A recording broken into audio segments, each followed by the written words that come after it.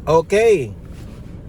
Sa video na ito ay pabirong hinanap ni VP Sara itong si BBM.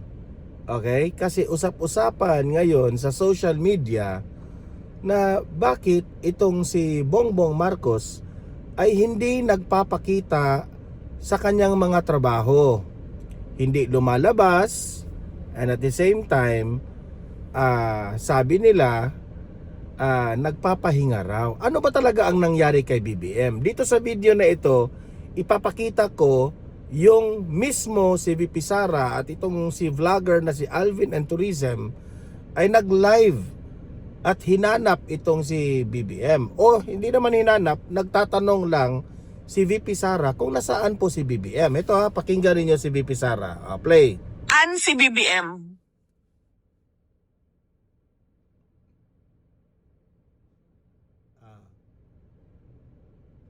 Asan si BBM? I don't know.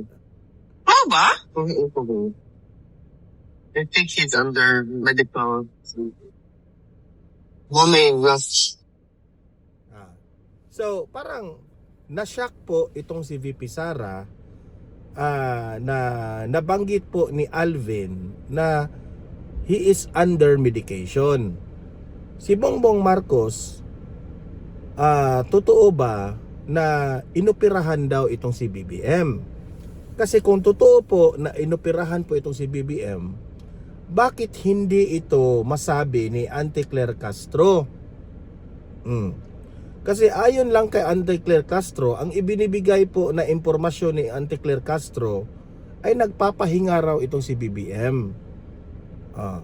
Ang tanong, totoo bang nagpapahinga lang? Gaano katotoo ang mga kumakalat na istorya na si BBM ay inoperahan? Ang tanong, bakit siya inoperahan? Kasi paki-confirm dito sa taong bayan kung totoo ba na itong si Bongbong Marcos ay ano raw, anong tawag dyan, hindi na raw makatulog. May insomnia raw itong si BBM. Ano ba yung insomnia? Yung nahihirapan kang makatulog.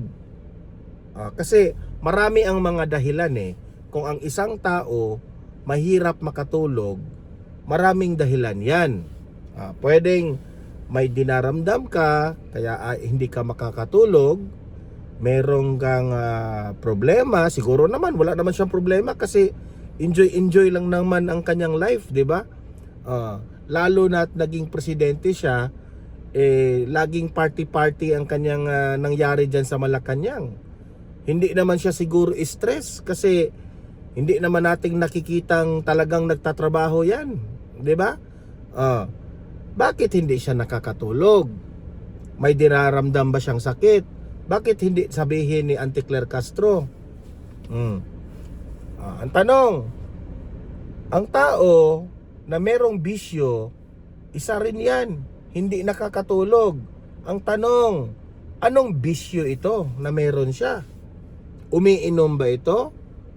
Kasi kung maalala po natin, nabanggit po ni VP Sara nung nagkausap sila ni Bongbong Marcos early in the morning na naamoy po ni VP Sara, naamoy alak itong si BBM. Diba hindi po ba nakakadismaya yan? Isang presidente ng Pilipinas amoy alak. Siyempre kung amoy alak ka, no? Meaning to say, galing ka sa inuman kagabi. So kung galing ka sa inuman kagabi, you are not taking care of yourself.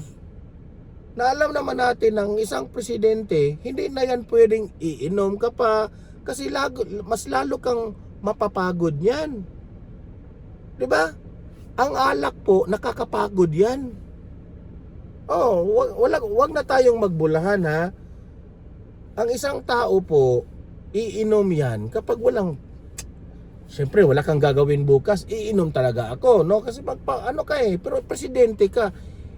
malabong wala kang gagawin pagkabukas, no? So, kung ikaw matino kang tao, hindi ka talaga iinom.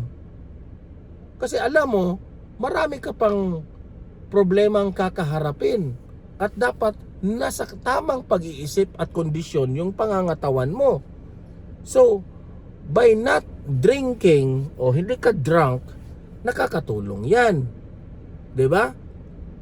So, kaya pala every time makita natin itong si BBM sa kanyang mga ordinary speeches sa loob ng Malacanang, kaya pala pagod ang Pangulo tignan.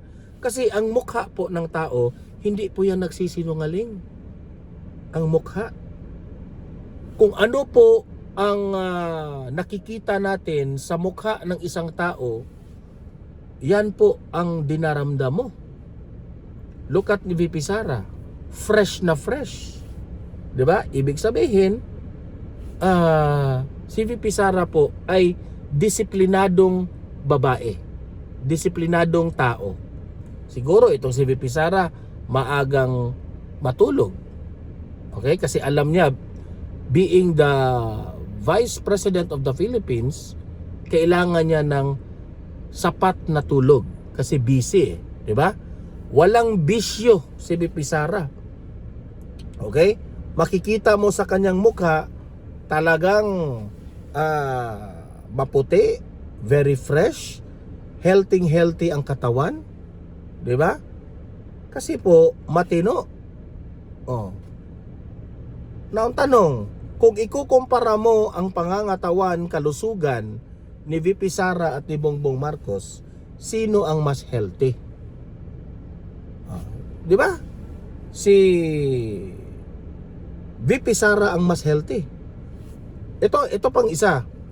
Kung iko-compare ko ang pangangatawan ni dating presidente Rodrigo Roa Duterte, nung hindi pa siya kasi hindi naman natin siya nakikita ngayon kasi nung kinidnap na siya, hindi na natin nakita yung hindi pa siya kinidnap, no?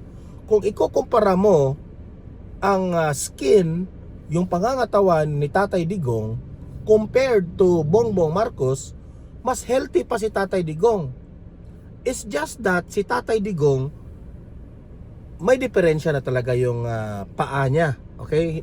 Nahihirapan na siyang lumakad, no? For some other reasons. Pero sa pag-iisip, sa mukha, sa pangangatawan, mas healthy pa si Tatay Digong, na mas matanda pa si Tatay Digong kay BBM. Let us say, Don Mar, hindi po bagay na ikukumpara mo ang kalusugan ni VP Sara at ni BBM kasi mas matanda si BBM kay ni VP Sara. Sige, ikukumpara na lang natin yung pangangatawan at yung kalusugan ni Tatay Digong at ni BBM.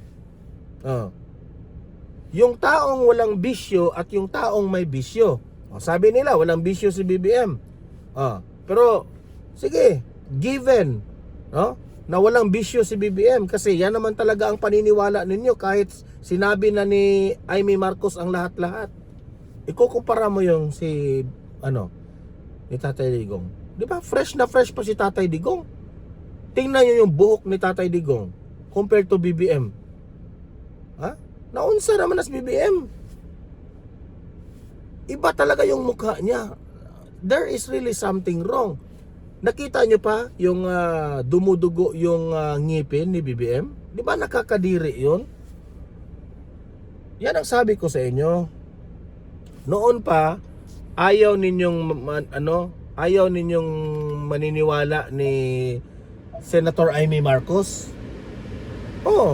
Ayaw ninyong maniniwala kasi ni Senator Amy Marcos Ano sabi ni Senator Amy Marcos? Umuwi na tayo, BBM, magpahinga ka na. Nakapalibot sa inyo, hindi ka mahal. Di ba? So, nasa na ba talaga si BBM ngayon? Bakit hindi siya nagpapakita sa media? Bakit hindi siya nagtatrabaho? Ano ba talagang nangyari sa kanya? Akala ko ba nagpapahinga lang ang Tikler? Bakit hanggang ngayon wala pa si BBM? 'Di ba? Ngayon, pabiro na sinabi ni BP Sara, nasaan si BBM? Anong nangyari sa kanya? Oh. Dahil kayong mga taga Malacanang, kung ayaw niyong magsabi ng totoo, that is betrayal of public trust. Kailangan pong malaman ng taong bayan kung ano na ang nangyari ni Bongbong Marcos. Ano na ba ang update patungkol kay Bongbong Marcos? Hanggang ngayon hindi nagpapakita. Oh, sasabihin na doon, bakit mo hinanap si BBM, bla bla bla. Of course, hahanapin natin yan kasi pinasisweldohan yan, binabayaran yan ng taong bayan. Pera yan natin. Oh. Lahat na siguro ng budget binigay na dyan sa Office of the President sa Malacanang, ang laki-laki. Oh. Si BP Sara, huwag niyong hanapin si BP Sara. Binigyan lang ninyo ng maliit na budget yan. Paano makapagtrabaho ang isang Vice President na halos ayaw niyong bigyan ng budget? Diba? So do not compare the two. Okay? Kung busy si BBM, no? Busy rin si BP Sara. Pero at least nakaka-focus si BP Sara sa kanyang trabaho kasi walang bisyo.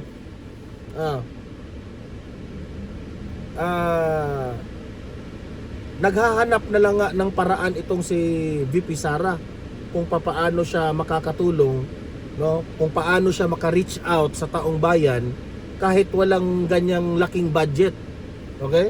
Hindi kagaya ng bangag na presidente ninyo na hinanap na ngayon. Oh, kasi hindi po maganda. Malaki ang budget niya pero ngayon hindi siya nagtatrabaho. Oh, di umano inoperahan. Bakit inoperahan? Kasi walang care sa kanyang kalusugan. Oh, yun ang nakikita ng taong bayan.